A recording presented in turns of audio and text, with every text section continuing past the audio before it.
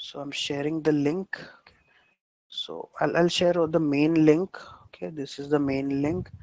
Just add Kubernetes to everyday's link. Instead of Docker, it will be Kubernetes. Okay, this is the link, and in this link, go to the first exercise. We'll be performing first exercise now. Installation of Kubernetes, a single node cluster using micro-K8s. Why I'm saying single node? Even though at the time of explaining, I said that we should have at least one master node and one worker node. But for learning purpose, we can have master and the worker node same on the same VM itself. Okay, so in this case we'll be having every day we create one VM, right? The same VM also we can use, but I would prefer, as it is a new topic, let's create a new VM. That's why I have cloned a new VM. Okay, and on this VM I'll be doing the installation of micro-K8s. So we are doing the first exercise now.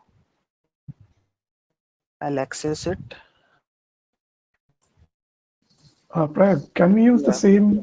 same VM which we are Try using? if try that, but if in case there is an error, so don't troubleshoot much. Just Okay, go with new VM later on. okay, But now, if you are not ready with the VM for practicing, you do it with me. Later on, if there is an issue, create a new one. Even I okay, have created a new one. I've deleted the old one. So by default, it will have some host name. Okay, but we'll be setting the host name. And one more thing, uh, generally it is recommended to have a static IP, but not everyone is so proficient in Linux. You may or may not understand this. So even if you are getting an IP address from a DHCP server, it is okay. But in production environment, make sure it always have a static IP. So how the static IP is set? /etc netplan, okay, 00 installer config. In this file, with these lines, these commented lines are not of no use. Okay, this lines will set the static IP to this VM. So I always have 1.1, okay, set to this VM, and I have cloned with the static IP itself. So I will always have this IP address. In case you want, then you can create this file and have these lines in it. But remember to replace your IP address. But if you don't want to do, you can skip this. Okay, just note down your IP using IPA. In my case, it is 1.11. Now using this command hostname ctl, okay, but add sudo to it.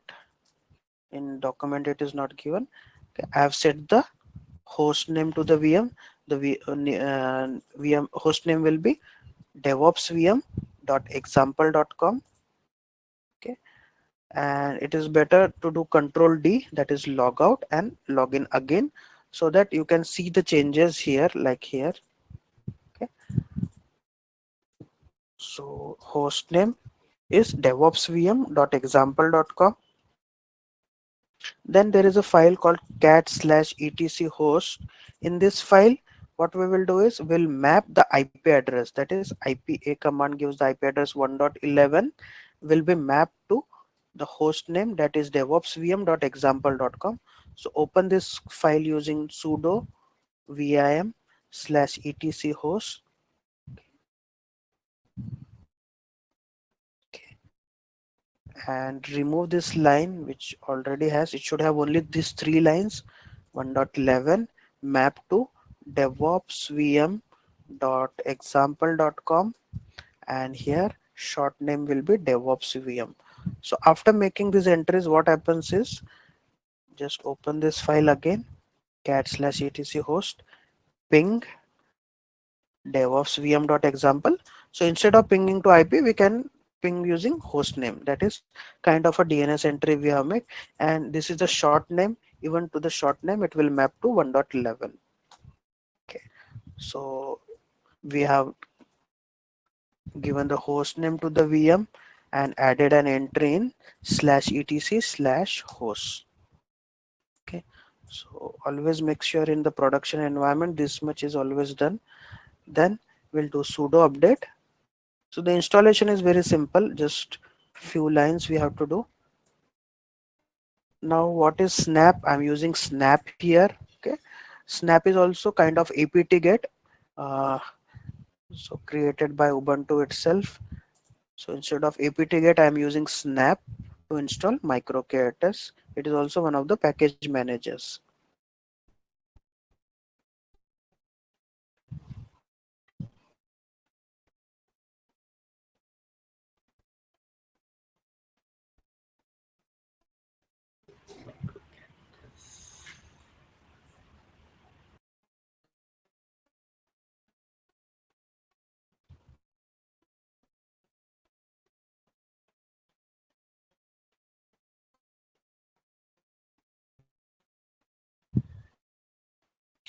Okay, so update is done. Now I'm just installing Snap, micro-k8s using Snap. So the latest version is 1.29, the stable one, and it has automatically detected the latest version and it is installing it now. So that is one of the advantage of Snap. It will automatically find the latest stable version by default. That may not be the case with apt-get.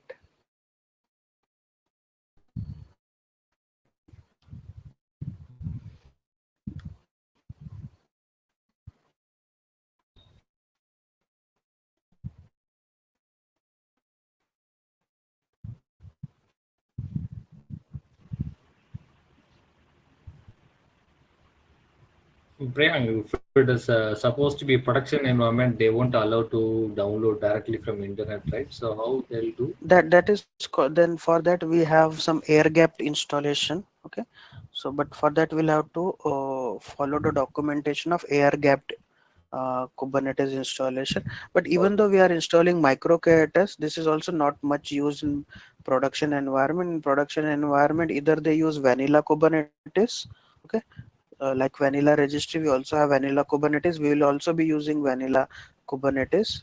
We have some exercises for vanilla Kubernetes as well, or they will be using the cloud one or the OpenShift. Okay. But there is a possibility using air gapped installation. So that means the satellite servers they allowed to download. So what they will do is in that also we will have some pre-downloaded images Mm-hmm. or packages. That packages will have to copy it to that server using our intranet. Means download it on some system where we have intranet, then copy it to the systems which do not have internet, and then do the installation. So I have done one such installation in the past. Okay, Mm-hmm. and I think I have written some blog also on it. I'll share that link with you if you want. All right. Yeah, but production side, no one allow for downloading for a shared binary But file, right? So, yeah, but somewhere we need to download it. Without that, installation cannot be done. Okay, so mm, we'll have to download it on a system where it has an internet and then mm, copy it on that copy it. system. Okay. Yeah. So when we do the installation, okay, so at the back end also, this it has downloaded some Docker images and it is running some Docker images or kind of a pods. So that is also possible. So if you see, the installation is done. Okay, and the next commands we'll have to use, we'll have to add our user. Okay, so if you do echo $user, okay, so this is one of the environmental variable of the system or OS. My user is Prayag, so it has added my user to micro-k8s. When the micro-k8s was installed, a group called micro-k8s was also created. So my user is added into micro-k8s so that I have all the privileges to run micro-k8s. Then some changes, some more permissions.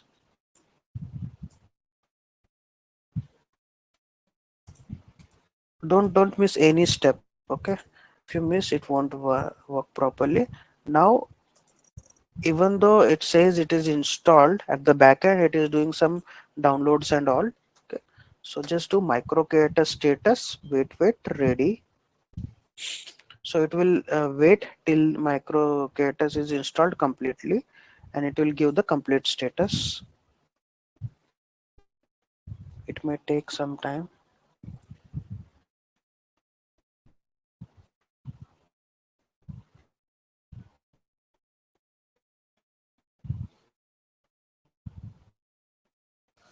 So Prag, what are pods like? We were looking at some. Uh, I'll explain next. okay, We haven't covered it.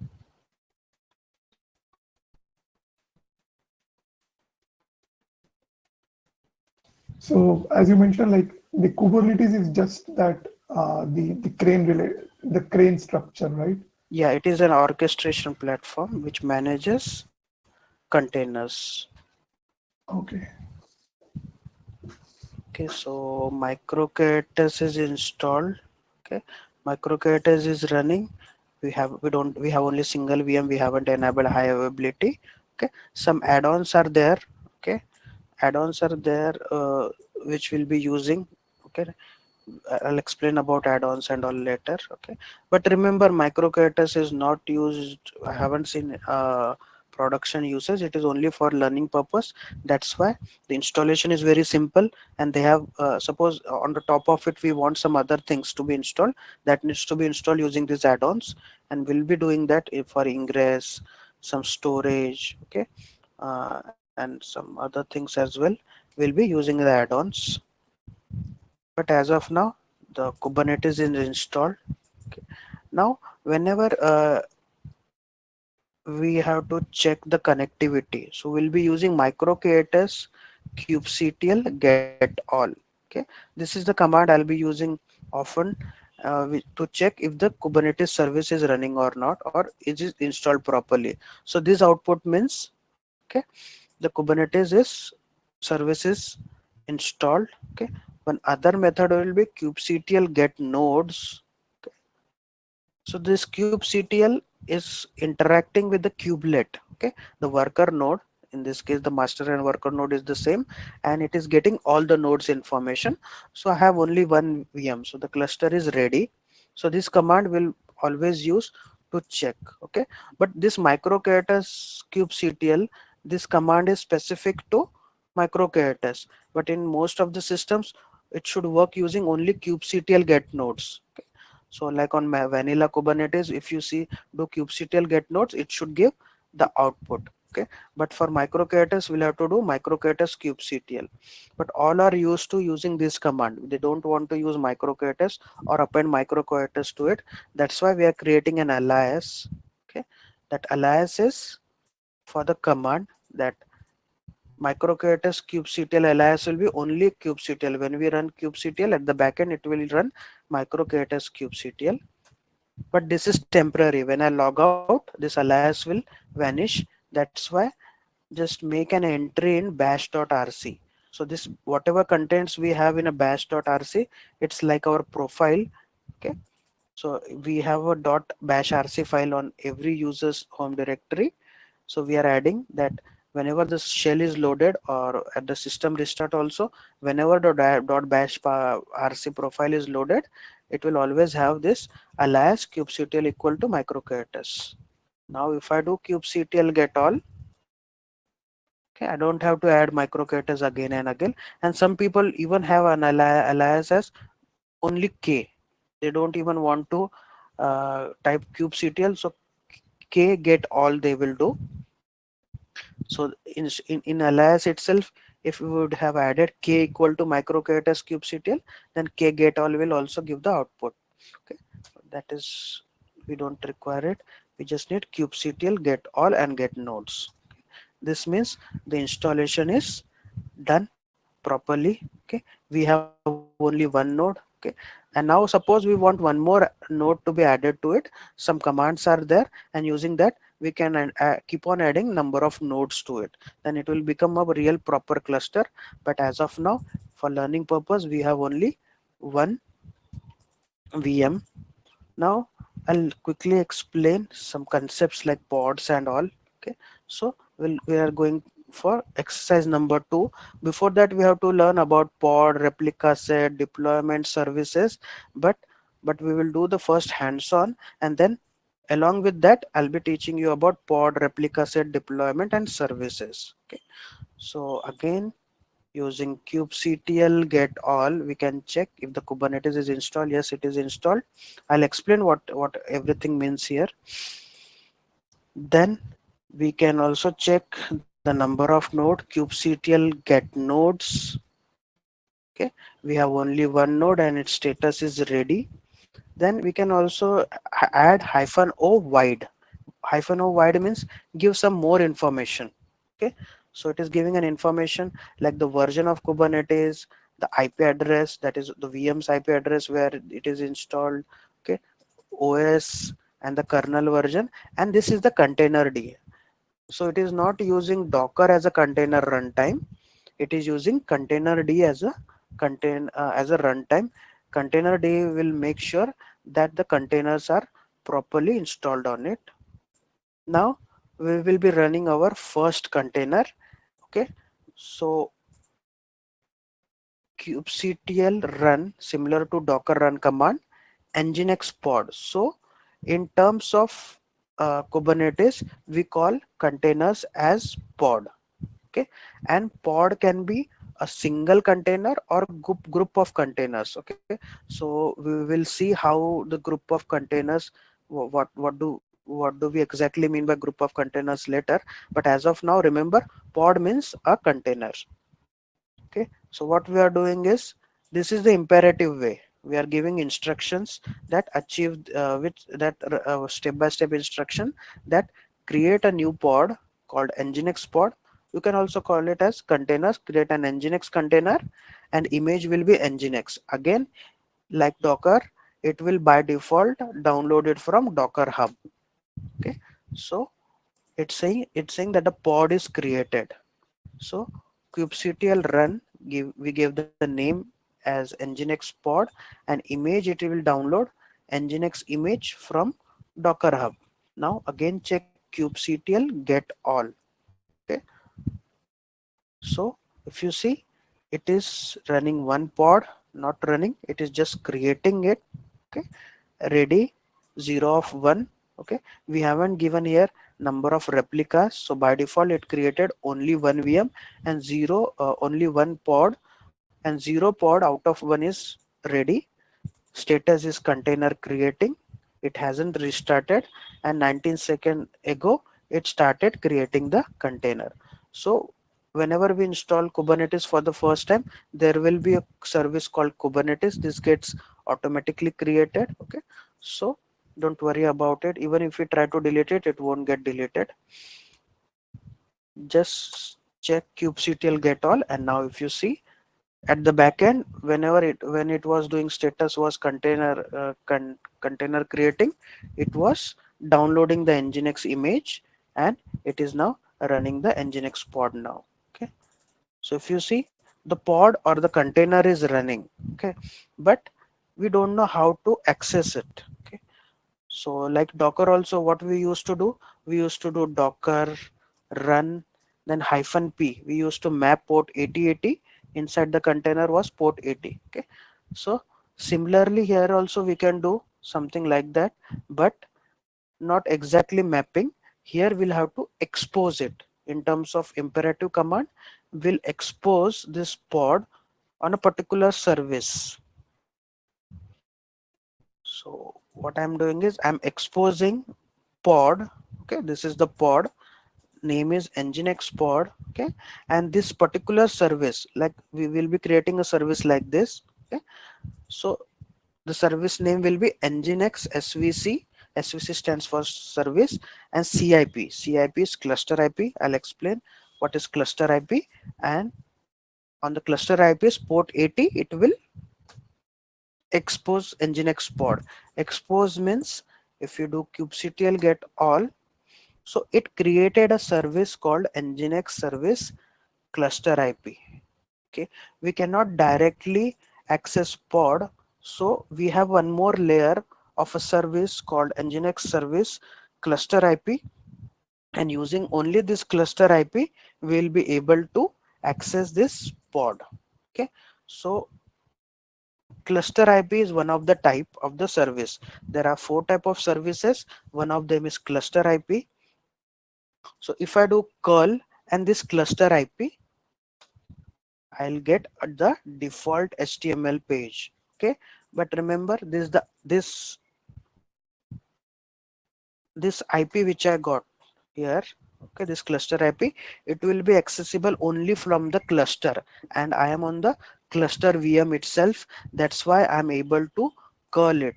If I try to access it from the outside world, okay, that is from the VM outside network, it will not work. Okay, it will keep on loading, but it will not give any output. So remember, this is only within the cluster or between the pods. It will mm, use this IP address to access. But now we don't want cluster IP, right? We want this service to be accessible to the outside world.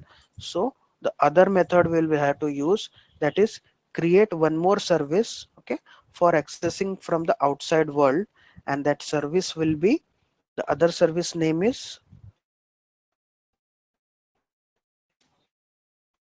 node port. Okay, so we created cluster IP. Next we'll be creating node port. This is the node port command.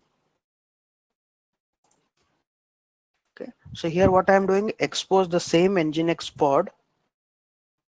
Okay, give it a name, node port. First we gave a name as CIP. We can give any name.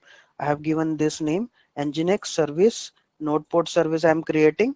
Again, on the service IP is port 80, it will work. Okay, and just here we have defined type as node port. Earlier we didn't define any type. Okay, so when we don't define any type, it will by default take it as cluster IP. Okay, now here I have defined as node port, so it is taking as type as node port. Just do kubectl get all again, and we can see I have created a service called nginx service node port. Okay, and if you see, we do not see a particular IP for a node port. Okay, so you may get confused. So remember, whenever we create node port, it will always create cluster IP. Cluster IP will always be created. Okay, and we won't see any node port IP address. Okay, so we, for accessing, as the name itself says, it is the node's port which we need to access. So what is the node here? This DevOps VM itself is the node. Okay, which has an IP address 192.168.1.11.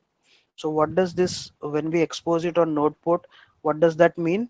That means that it is exposed on some random port. It will always give some random port from 31,000 to 32,000. Okay, so it has randomly assigned or opened a port 3126 on this node, that is DevOps VM. That is, if we do net, if we do IPA grep inet, that will give proper IP address 1.11.